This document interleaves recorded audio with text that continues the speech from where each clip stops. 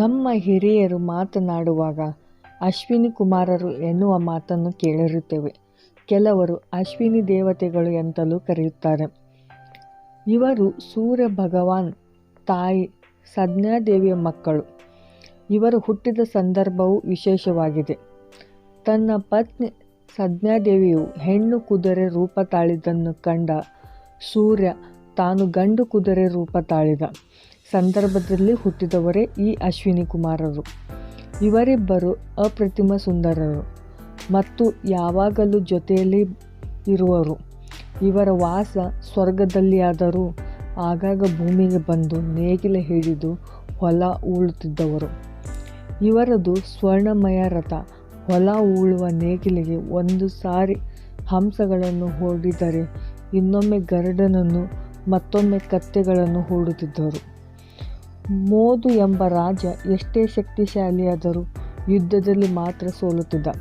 ಮೋದುವಿನ ಮೇಲೆ ತುಂಬ ಪ್ರೀತಿ ಇದ್ದ ಇವರು ಮೋದುವಿಗೆ ಶುಭ್ರವರ್ಣದ 100 ಕುದುರೆಗಳನ್ನು ನೀಡಿದ್ದರಿಂದ ಅವುಗಳ ಪ್ರಭಾವದಿಂದ ಮೋದು ಯುದ್ಧದಲ್ಲಿ ಜಯಗಳಿಸಿದ. ಒಂದು ಸಾರಿ ಅಸುರರು ರೇಬನೆಂಬ ಋಷಿಯ ಕೈಕಾಲುಗಳನ್ನು ಮುರಿದು ಒಂದು ಹಾಳು ಬಾವಿಯಲ್ಲಿ ಹಾಕಿದ್ದರು. ಪಾಪ ಋಷಿ ಸುಮಾರು 10 ರಾತ್ರಿಗಳನ್ನು ಆ ಹಾಳು ಬಾವಿಯಲ್ಲೇ ಕಳೆದರು. ಇದು ತಿಳಿದ ಅಶ್ವಿನಿ ಕುಮಾರರು ಆ ಋಷಿಯನ್ನು ಬೆಣ್ಣೆಯಿಂದ ಕೂದಲು ತೆಗೆದಂತೆ ಬಾವಿಯಿಂದ ಮೇಲೆತ್ತಿ ಆರೈಕೆ ಮಾಡಿದವರು.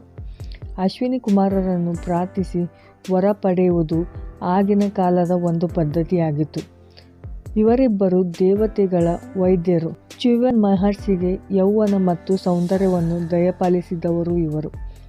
ಅಶ್ವಿನಿ ಕುಮಾರರು ನಾರಾಯಣನನ್ನು ನೋಡಲು ಬಂದಾಗ ನಾರಾಯಣ ಲಕ್ಷ್ಮಿಯೊಡನೆ ಏಕಾಂತದಲ್ಲಿದ್ದನ್ನು ಆಗ ದ್ವಾರಪಾಲಕರಾಗಿದ್ದ ಜಯ ವಿಜಯರು ಅಶ್ವಿನಿ ಕುಮಾರರನ್ನು ಒಳಗೆ ಬಿಡಲಿಲ್ಲ. ಆಗ ಅಶ್ವಿನಿ ಕುಮಾರರು, ನಾವು ಬಂದಿರುವುದನ್ನು ನೀವುಗಳು ಇಲ್ಲಿಂದಲೇ 3 ಸಾರಿ ಹೇಳಿ ಎಂದರು. ಆದರೂ ಅವರಿಬ್ಬರು ಮೌನವಾಗಿರಲು ಸಿಟ್ಟಿನಿಂದ ನೀವು 3 ಸಾರಿ ಭೂಮಿಯಲ್ಲಿ ಜನಿಸಿರಿ ಎಂದು ಶಾಪ ಕೊಟ್ಟರು.